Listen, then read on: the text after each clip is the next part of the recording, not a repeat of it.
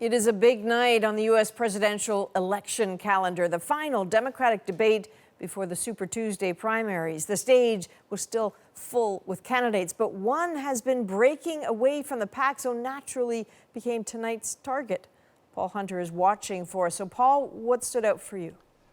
Well, all of a sudden, it's a feisty bunch. For the second straight debate, Democrats took each other on, head on, no holds barred, shouting, finger pointing, challenging each other, challenging some candidates. They're looking at you, Bernie Sanders, a lot. Here are the 7 candidates. No sooner had the debate begun than the gloves came off. Targeting Bernie Sanders, Democrats piled on. Elizabeth Warren on the Sanders plan for universal health care. But Bernie's plan doesn't explain how to get there, doesn't show how we're going to get enough allies into it, and doesn't show enough about how we're going to pay for it. Pete Buttigieg on, it seemed, the Sanders approach broadly. Imagine spending the better part of 2020 with Bernie Sanders versus Donald Trump. Think about what that will be like for this country.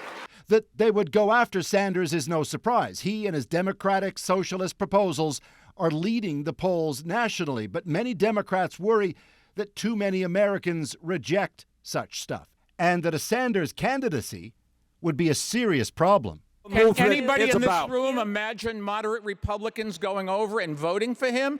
None of it lost on Sanders. I'm hearing my name mentioned a little bit tonight.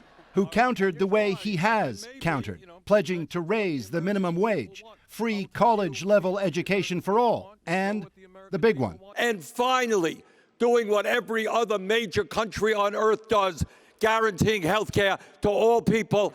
To be sure, it wasn't always about Sanders, but it was clear every candidate knows they have to make a move. I'm not out of time. You spoke over time, and I'm going to talk. And so also, coming under attack, the newcomer, New York billionaire Mike Bloomberg, tonight, accused by Warren of once urging a pregnant employee to kill it. Never said it. Period. End of story.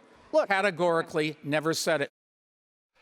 All of it a reminder stakes are extra high because time's running out for candidates to make their case. On Saturday, it's the South Carolina primary, where Biden and Sanders are running neck and neck right now. But then, with barely time in between even to breathe, 3 days later, Super Tuesday, nearly half the country votes for their pick to take on Trump. So by late Tuesday, we should all have a good idea of where this is going.